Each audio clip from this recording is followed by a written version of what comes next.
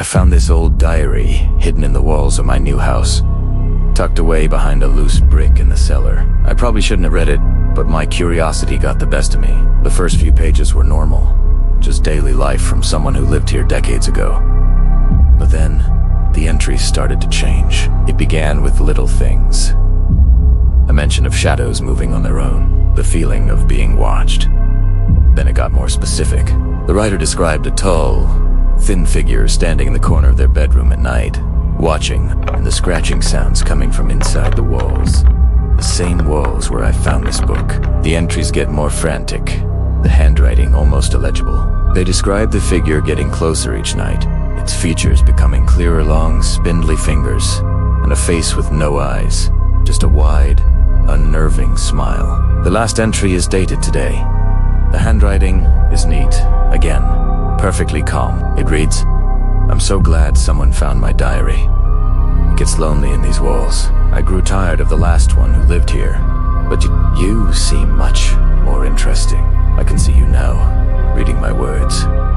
Don't bother turning around. I'm already right behind you." The storm is picking up, rattling the old window frames. It's just the wind, right?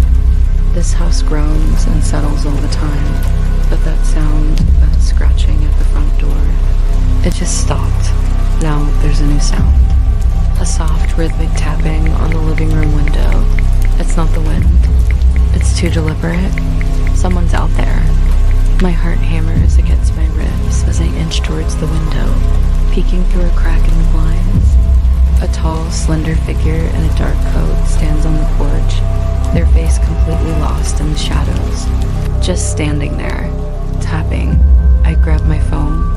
No signal, of course. The landline is dead, too. Classic. The tapping stops. The sudden silence is even worse. My breath catches in my throat. Then a whisper, so close it sounds like it's right beside the door. "I know you're in there." The voice is smooth, almost melodic, but with a chilling edge. A floorboard creaks upstairs. Wait, upstairs? How? The back door. I forgot to lock the back door. The slow, deliberate footsteps start pacing across the floor right above me. He's not trying to get in. He's already inside. The footsteps stop directly over my head. A low, soft chuckle seems to vibrate through the floorboards. Then his voice, no longer a whisper, but calm and conversational, from right behind me. "Did you really think I was outside?" Have you ever been alone in a public bathroom and heard a voice when no one was there? I was studying late at school, in the oldest part of the building. I went to the bathroom, last stall at the end. As I was about to leave, a cold voice whispered from the other side of the door, "Red paper or blue paper?" My blood ran cold. I knew the legend of the Aka Manto. Red means you're torn apart. Blue means you're strangled until you turn blue. I tried to be clever and asked for yellow paper. The handle began to shake violently, the voice now a low growl. "I don't have yellow." I stayed silent, hoping it would leave. The shaking stopped. I held my breath. Then a new voice, right beside my ear, whispered, "So, you don't want any paper at all?" The lock clicked open. "Good," it said. "Then you won't be needing your body anymore?" They found the old Giggle Bear animatronic in the dusty, sealed-off backroom of a pizzeria that was once a forgotten 80s chain.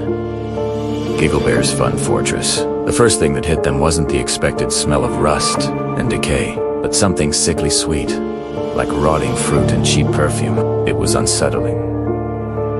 They decided to power it on. The animatronic's eyes, just little plastic orbs, moments before, flickered to life with a piercing red glow. Its head creaked unnaturally to the side, motion far too smooth for 30-year-old servos. From its tinny speaker, a child's laughter echoed, but it wasn't a pre-recorded track. It sounded live, distorted, and close.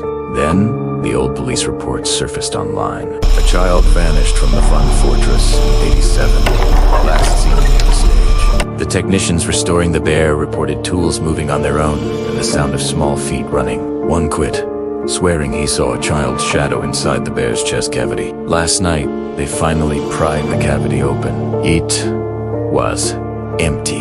The lead technician laughed, a sound sharp with relief. See? Nothing. He turned to his team. But as he did, the bear's head snaps violently, its jaw unhinging with a deafening metallic shriek as a ghostly face lunges out from the darkness within.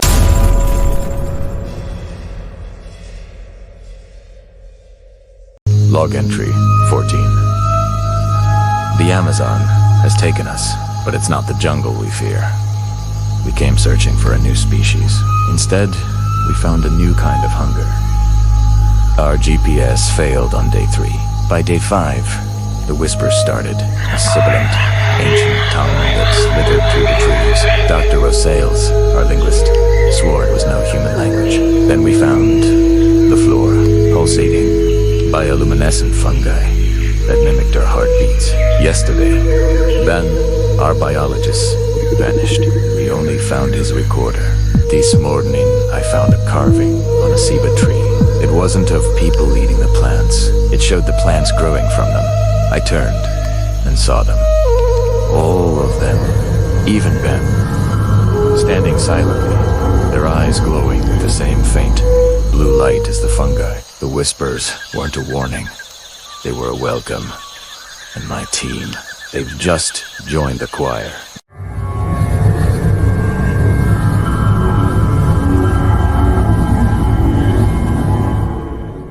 I always thought my cat, Jasper, was just odd. It started with the gifts he'd bring, not mice or birds, but single black feathers left perfectly centered on my pillow. Then came the staring. He'd sit for hours, his green eyes fixed on me.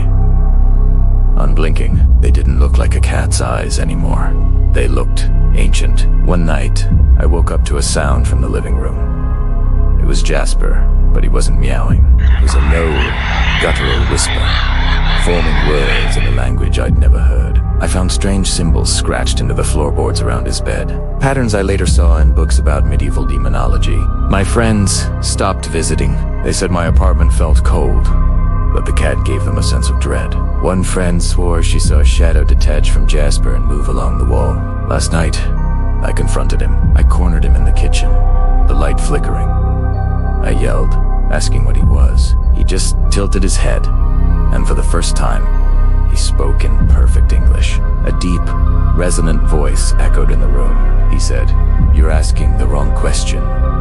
He looked past me, at my reflection in the dark window. It's not about what's inside the cat. It's about what is inside you. My reflection smiled back at me, but it wasn't smiling.